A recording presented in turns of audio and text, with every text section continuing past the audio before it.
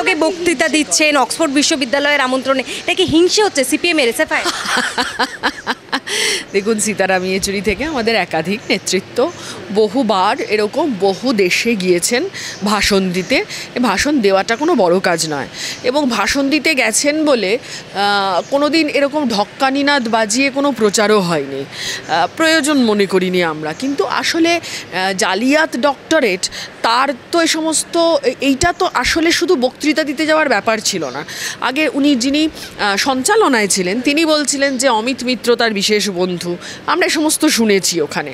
ফলে আমাদের কোথাও একটা সন্দেহ, সত্যি কেলক কলেজে উনি কীভাবে বক্তৃতা দিতে গেলেন না গেলেন, আমি যদি সেই প্রশ্ন ছেড়েও দিই তাহলেও তারপরের যে কথাটা থাকে আসলে সেটা হচ্ছে যে বক্তৃতা দিতে যাওয়া আর বক্তৃতা দেওয়াটাকে পলিটিক্যাল এজেন্ডা হিসেবে ফ্রেম করা, এই দুটোর মধ্যে পার্থক্য আছে।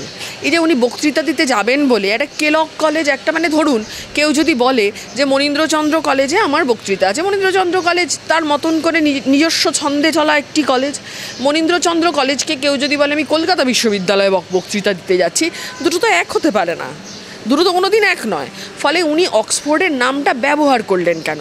কারণ ওনার তো জালি ডিগ্রি, ফলে এই জালিয়াতিগুলো উনি করেছেন। উনি জালিয়াতি করলে পরে তার মানে উত্তর তো পাবেন।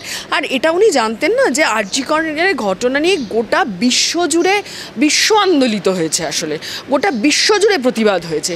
সেখানে দাঁড়িয়ে ইউকের ভারতীয়রা, তারা হচ্ছে যে ভারতীয় ছাত্ররা যারা, তারা কোথাও কোনো রকমভাবে প্রতিবাদ জানাবে না, এইটা উনি কেনই বা ভাবতে গেলেন? আর এতে হিংসে করার কিছু নেই। এমনিতে আর.জি. কর নিয়ে প্রশ্ন করলে উনি খুবই খেপে যান, ফলে এটা হিংসের বিষয় না।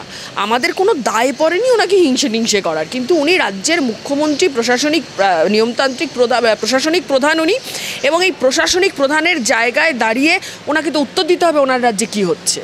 আপনি একটা কথা বললেন যে পলিটিক্যালি ইউজ করেছেন মমতা ব্যানার্জি বিষয়টাকে, কিন্তু পাল্টা মমতা ব্যানার্জিই বলছেন যে মানে রাজনীতি করবেন না দেশে, আপনাদের নেতাদের বলুন পার্টিকে মজবুত করতে আমার সঙ্গে লড়াই করার জন্য। এই অরাজনীতির কারবারিরা আসলে সবচেয়ে বেশি রাজনীতি করেন। এটাকে ব্যবহার করতে চেয়েছিলেন আসলে ২৬ সালের ভোটকে সামনে রেখেই মমতার এই অক্সফোর্ড যাওয়াটাকে প্যাকেজ হিসেবে ব্যবহার করতে চেয়েছে। এটা দিনের আলোর মতন পরিষ্কার।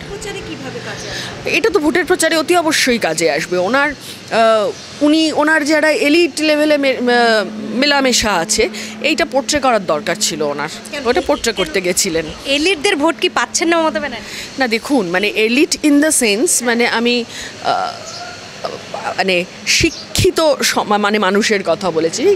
শিক্ষিত মানুষ কোথাও একটা দাঁড়িয়ে, মানে আমি শুধু লিটারারি শিক্ষিত হওয়ার কথা কিন্তু আমি বলছি না, শুধু যাদের মধ্যে মিনিমাম সেন্স আছে তারা সবাই আর.জি. করের ঘটনার পরে দাঁড়িয়ে উনি বুঝতে পারছেন তো ওনার পায়ের তলা থেকে ভোটে জিততে পারেন, ভোটে জেতার নানান কারসাজি থাকতে পারে, কিন্তু ওনার জনসমর্থনে কোথাও একটা আঘাত তো লেগেছে। আর.জি. করের ঘটনা ওনাকে নাড়িয়ে দিয়েছে আসলে, এইটা তো দিনের আলোর মতন পরিষ্কার। মূর্তি ঠিক করার একটা ইমেজ বিল্ডিং করার জন্য এই প্রজেক্টটা নেওয়া হয়েছিল, অক্সফোর্ড প্রজেক্টটা, এটা ইমেজ বিল্ডিং করার জন্য। কিন্তু ইমেজটা বিল্ডিং করতে গিয়ে উনি আসলে পশ্চিমবঙ্গের মানুষের ইমেজকে ধ্বংসের মুখে পাঠালেন। তার কারণ উনি গিয়ে পেছনে হাঁটবেন না সামনে হাঁটবেন, কীভাবে এক্সারসাইজ করবেন সেটা ওনার ব্যাপার, সেটা আবার কেউ ভিডিও করে ছাড়বে কিনা সেটাও তাদের ব্যাপার। কিন্তু এই পশ্চিমবঙ্গ যা স্বাধীনতা আন্দোলনের জন্য বিশেষভাবে পরিচিত, স্বাধীনতা আন্দোলনের জন্য যার আলাদা করে যাকে নিয়ে চ্যাপ্টার লেখা যায়, সেই পশ্চিমবঙ্গের মুখ্যমন্ত্রী যখন গিয়ে বলেন ব্রিটিশের সাথে ইমোশনাল কানেকশন আছে, তখন তো আসলে স্বাধীনতা সংগ্রামীদের লজ্জা হয়, সে পরিবারগুলোর লজ্জা। এটা মাতঙ্গিনীর রাজ্য, এই রাজ্য বিনয় বাদল দীনেশের রাজ্য, এই রাজ্যে দাঁড়িয়ে গণেশ ঘোষরা কাজ করেছেন, এই রাজ্যে দাঁড়িয়ে একের পর এক, আমি এরভাবে নাম বলে যেতে পারি, চিত্তরঞ্জন দাসের মতন লোকেরা কাজ করেছেন, নেতাজি এই মাটির লোক। ফলে সেই মাটিতে দাঁড়িয়ে তিনি যখন ব্রিটিশের সঙ্গে আবেগমথিত স্বরে বলতে পারেন যে ব্রিটিশের সাথে আমার একটা বেশ ইমোশনাল সম্পর্ক আছেন, তখন তা আমাদের মাথা, হিস্টোরিক রিলেশন, কী কী রিলেশন? ইমোশনাল হিস্টোরিক রিলেশন, তাই তো? কী রিলেশন?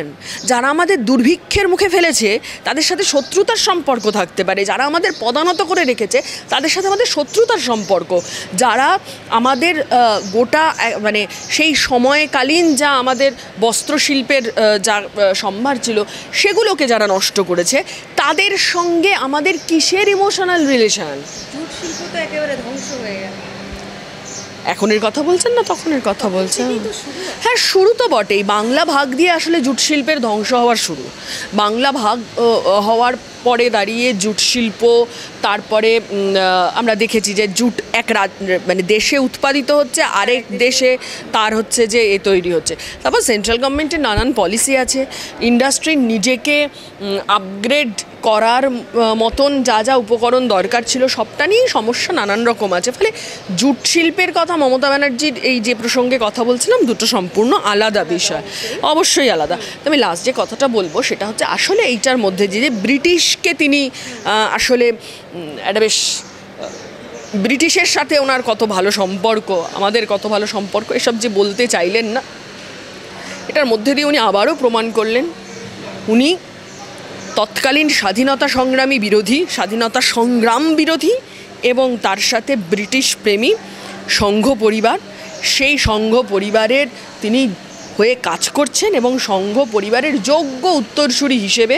তিনি সংঘ পরিবারের একজন পলিটিক্যাল ফেস হিসেবে, পলিটিক্যাল ফ্যাসেট হিসেবে তিনি হচ্ছে যে কাজ করে যাচ্ছেন। আরেকটা প্রসঙ্গ আমাকে তুলতে হয় এখানে, যেহেতু ইমেজ বিল্ডিংয়ের কথা আপনি বললেন, ভোট প্রচারের কথা বললেন, দেখা যাচ্ছে যে শহর জুড়ে এরকম পোস্টারও পড়ছে রামকৃষ্ণদেবের সঙ্গে মমতা ব্যানার্জির ছবি।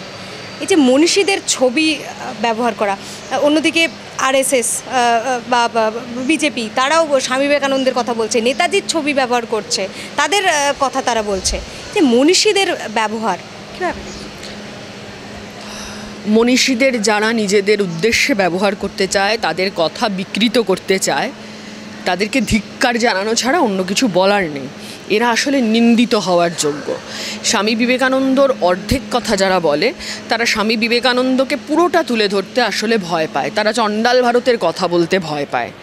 এক, দুই, মমতা ব্যানার্জির এই আমিত্বে ভোগার যা রয়েছে, আমিত্বে ভোগা যা সিনড্রোম আমরা যা যা দেখতে পাই, তাতে আমরা এও দেখেছি নেতাজির জন্মদিনে নেতাজির ছবির ওপরে ওনার ছবি, রামকৃষ্ণর সঙ্গে পোস্টার, রামকৃষ্ণ সারদা মায়ের সঙ্গে তাকে তুলনা করা, এই সবই তো আমরা দেখেছি।